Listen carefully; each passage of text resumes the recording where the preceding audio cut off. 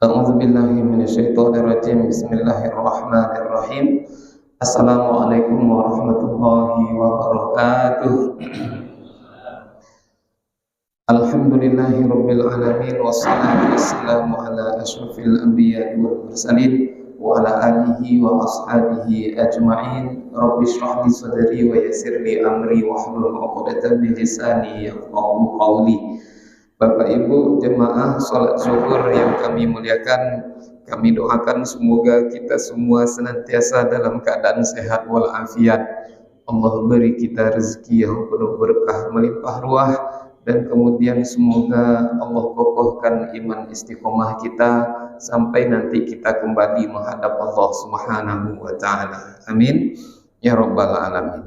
Bapak Ibu dimuliakan Allah, dalam kitab Sunan Ibnu Majah hadis nomor 2324, kita coba belajar dari hadis yang terdapat di dalam Sunan Ibnu Majah nomor 2324.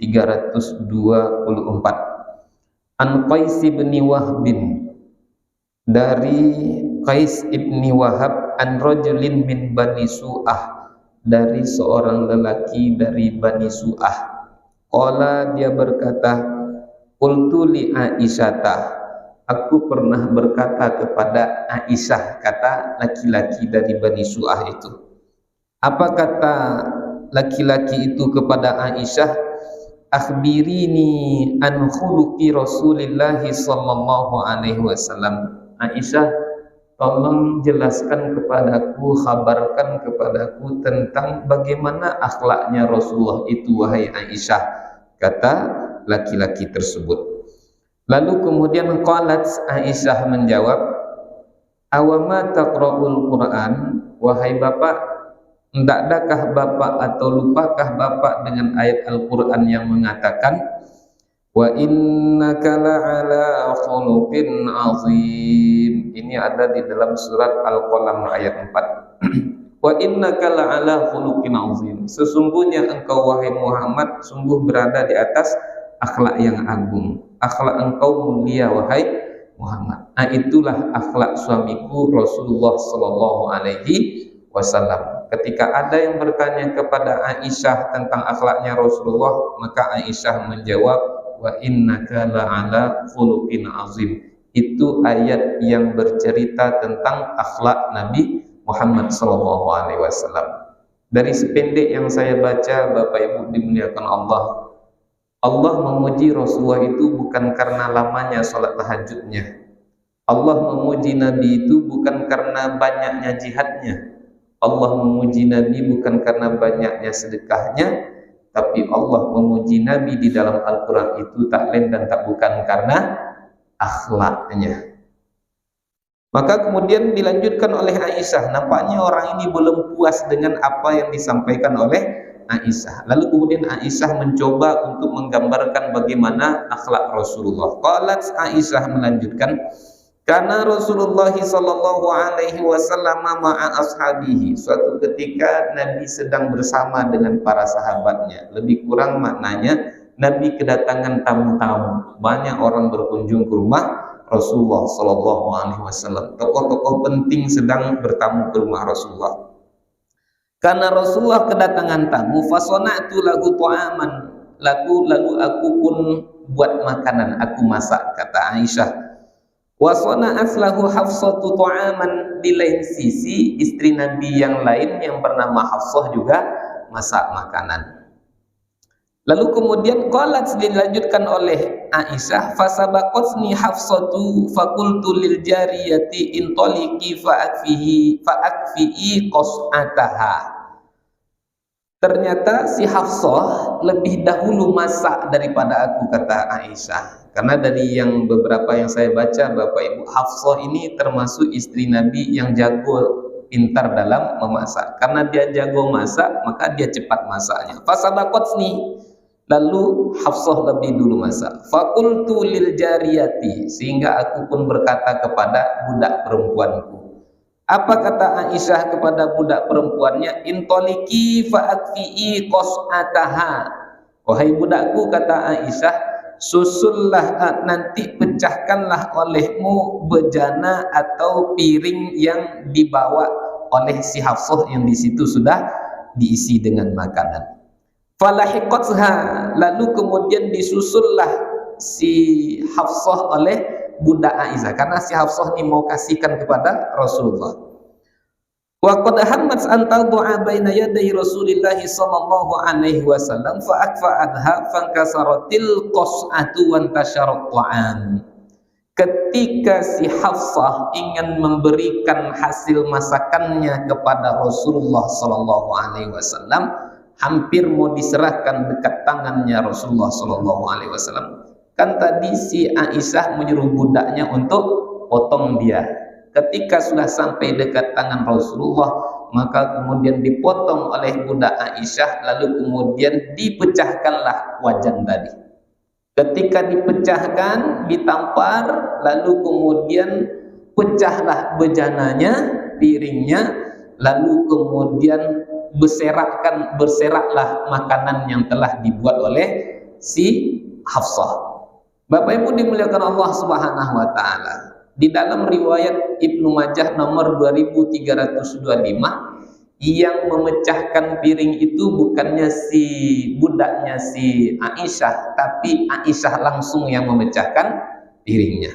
Maka kemudian dilanjutkan oleh Aisyah cerita itu, fajama'aha Rasulullah sallallahu alaihi wasallam wa ma fiha min at-ta'ami 'ala an-nat'i fa akalu summa ba'atha bi qas'ati fa dafa'aha ila Hafsata fa qala khuzu zarfan makana zarfikum wa kulu ma fiha. Lalu kemudian Bapak Ibu dimuliakan Allah, ketika makanan tadi berserak, piringnya pecah, Nabi kumpulkan makanan di atas satu tikar yang terbuat dari kulit, lalu kemudian yang pecahan piring-piring tadi pun disisihkan oleh Rasulullah, dan kemudian Nabi berkata kepada para sahabatnya, makanlah, kata Nabi. Sehingga sahabat bersama Rasulullah makan dari apa yang tadinya sudah terserak, yang sudah terbuang. Nabi mengajarkan kita di sini, Bapak Ibu dimuliakan Allah, untuk ketika ada makanan selagi bisa dimakan, maka makanlah, jangan dibuang-buang. Apa sebab? Itu suatu mubaziran. Innal mubazirina kanu ikhwana syayatin. Sesungguhnya orang yang mubazir itu adalah kawan-kawannya setan. Bahkan Bapak Ibu, kita minum, ketika kita mau minum masuk lalat di situ, pecahkan gelasnya, kata Nabi. Buang airnya, kata Nabi. Enggak, Nabi tidak suruh buang airnya, tidak suruh pecahkan gelasnya, tapi benamkan satu sisi lalat yang lainnya, karena memang di satu sisinya, kata Nabi, itu ada penyakit, dan di sisi yang lainnya di situ ada penawarnya. Lalu kemudian Bapak Ibu dimuliakan Allah, ketika sahabat makan dengan Rasulullah SAW, Aisyah kemudian datang dengan membawa makanan dia, hasil masakan dia. Apa yang dilakukan oleh Rasulullah? Rasulullah makan dari apa yang diberikan oleh Aisyah, lalu kemudian disisakan juga dan kemudian diberikan kepada si Hafsah sebagai ganti dari piring yang dirusak oleh budak atau Aisyah tadi, lalu kemudian diisi oleh Rasulullah berupa makanan. Lalu apa kata Nabi?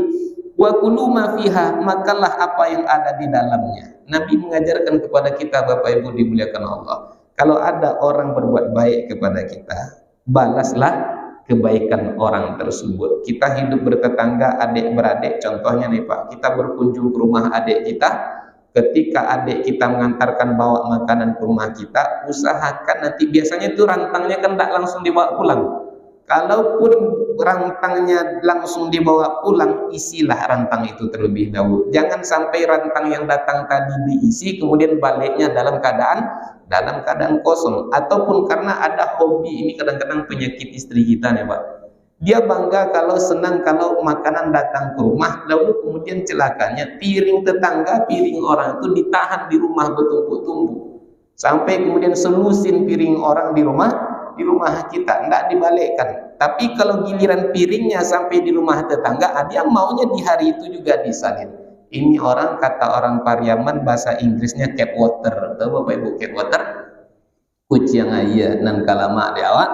nan kelama dia awak surang. Qalat, lalu kemudian Aisyah melanjutkan, fama ra'aitu dzalika fi wajhi Rasulillah sallallahu alaihi wasallam. Sedikit pun aku tidak ada melihat ada perubahan di wajah Nabi Muhammad sallallahu alaihi wasallam. Ini di antara poinnya Bapak Ibu dimuliakan Allah, akhlak Rasulullah itu.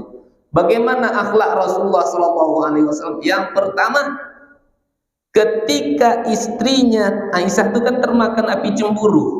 Ketika istrinya cemburu, hilang akal sehatnya, seakan-akan itu kan sudah mempermalukan Rasulullah di hadapan kawan-kawannya. Coba bayangkan Pak, posisi kita berada di posisi Nabi Muhammad SAW. Tamu ramai ini, orang-orang penting.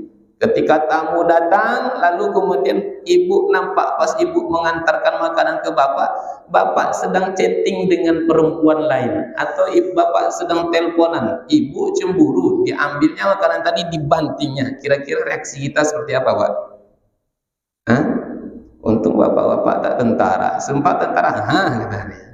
Nah, Bapak Ibu dimuliakan Allah, kata Aisyah, sedikit pun aku tidak melihat ada perubahan dari wajah Rasulullah SAW. Kenapa?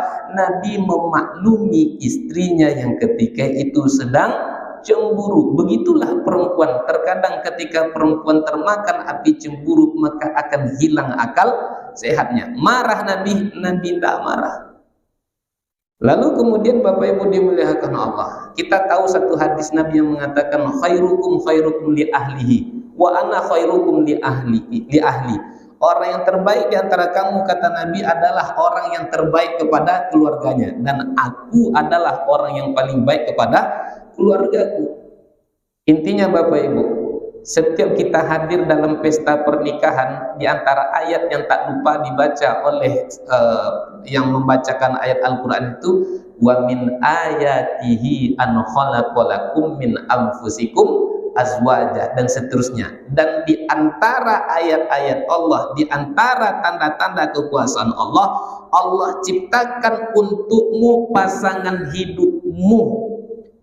Artinya Bapak Ibu, kalau seorang suami dia paham istrinya adalah ayat-ayat Allah, ketika seorang istri dia paham suaminya adalah ayat-ayat Allah, seorang suami yang paham istrinya ayat-ayat Allah, dia tak akan mau menampar istrinya. Seorang suami kalau dia paham istrinya adalah ayat-ayat Allah, dia tak akan mau menginjak-injak istrinya. Sedih kita Pak, 3 hari yang lewat viral di media sosial, di grup-grup WhatsApp saya tengok. Seorang suami marah kepada istrinya, dipijak-pijaknya, ditamparnya, dicekiinya, ngilu kita menengoknya. Maka perlu kita pahami Bapak Ibu dimuliakan Allah, sifatnya perempuan itu terbuat dari tulang rusuk yang bengkok. Memang fitrah mereka bengkok, maka berpandai-pandailah kita dengan yang bengkok itu. Apa sebab? Kalau kita perturutkan yang bengkok itu, bengkok juga kita dibuatnya. Tapi kalau kita paksa yang bengkok tadi supaya lurus, maka dia akan patah.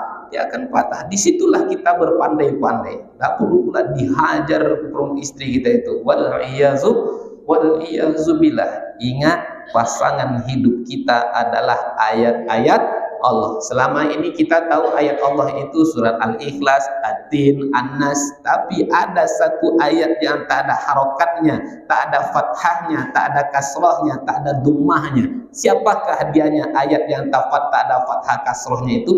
Dialah pasangan hidup kita. Itulah Rasulullah akhlaknya terhadap keluarganya. Sempat termakan amarah kita kepada istri kita, Pak. Ingat lagi betapa banyak pengorbanan istri kita kepada kita. Mungkin kita ini bukan orang kaya, tapi ketika kita mendapati istri kita kaya, mau dia meninggalkan segala kemewahan ketika dia bersama dengan ayahnya, dengan ibunya. Barangkali dia tak pernah dijentik oleh ayahnya, tak pernah dicubit oleh ibunya, tapi kemudian ketika bersama kita, kenapa kok kita lebih kasar pula lagi daripada ayahnya, daripada ibunya? Kita nih Pak, sempat anak kita rewel, paling-paling kita bisa bertahan dengan anak-anak rewel setengah jam itu sudah kuat kita tuh Pak. Itu kadang-kadang sudah emosi kita sudah meluap-luap. Bayangkan istri kita sejam, 2 jam, 3 jam berhadapan dengan anak-anak yang rewel. Mereka sabar akan hal itu. Maka hati-hati ketika berhadapan dengan istri kita yang sedang termakan amarah. Tidak perlu pula kita banting mereka. Apa sebab? Pasangan hidup kita adalah ayat-ayat Allah Subhanahu wa taala. Bapak Ibu, demikian dapat kami jelaskan. Mohon maaf atas segala kesalahan kekhilafan. Wabillahi taufiq wal hidayah. Wassalamualaikum warahmatullahi wabarakatuh.